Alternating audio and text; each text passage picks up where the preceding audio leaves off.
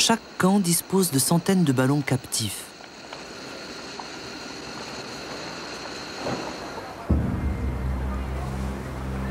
Ces ballons servent à espionner l'adversaire en leur associant la télégraphie, une technique en perpétuelle évolution et qui rendra la guerre encore plus mortelle.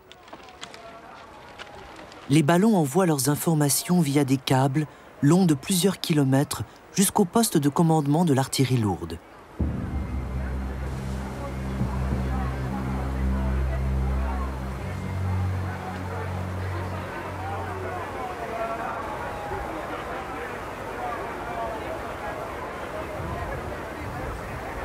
Les aéronautes sont donc les yeux des canonniers.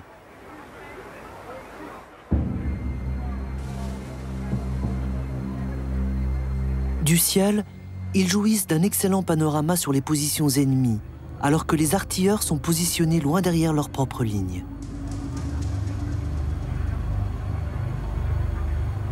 Les aérostiers règlent le tir des canons.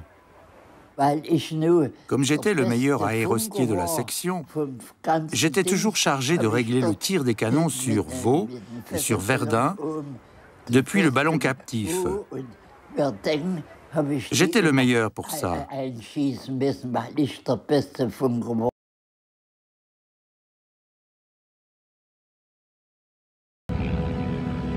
L'avion, qui faisait bien rire les militaires au début, devient très vite incontournable pour espionner les positions ennemies. Au fil de la guerre, on le transforme en formidable machine à tuer. Il devient aussi le chouchou de la propagande, le ciel et l'univers où l'audace le dispute à la chevalerie.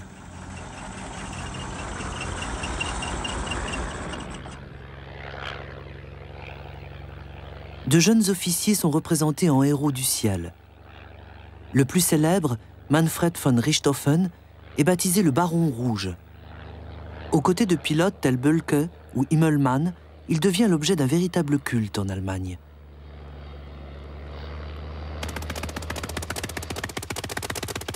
En France, les héros du ciel se nomment Guynemer, Nungesser ou Navarre.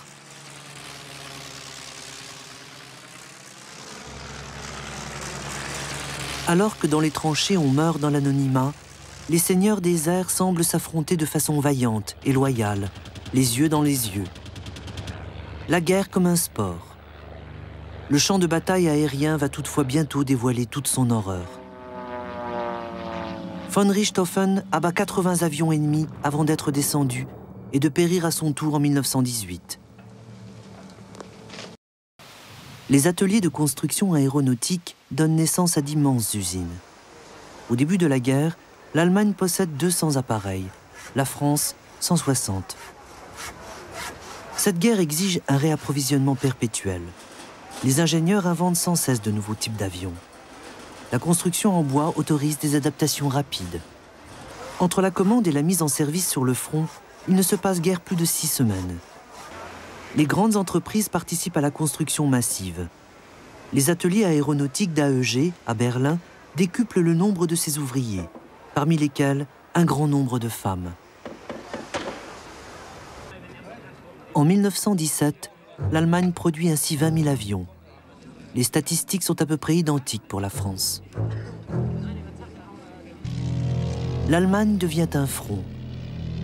Les Britanniques ont des vues sur Berlin, mais le rayon d'action des avions tueurs est trop faible. Plus pour longtemps. D'autres objectifs sont plus proches. Les Alliés bombardent une usine chimique à Ludwigshafen, un hangar de dirigeables à Cologne, une fabrique d'armes à Oberndorf. Ils déversent 660 tonnes de bombes sur différentes usines et villes du Rhin et de la Ruhr. Chaque jour, les avions gagnent en taille, en puissance et en précision, et sont capables de transporter de plus en plus de bombes tueuses.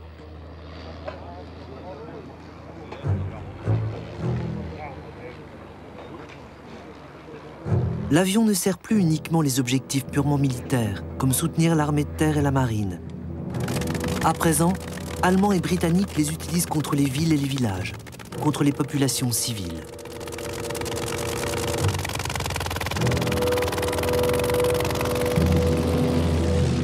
Les avions allemands bombardent des ports français et britanniques et parviennent même jusqu'à Londres. Le but de ces attaques terrorisantes sur les villes britanniques est de briser le moral de l'ennemi, de saper la combativité des populations civiles.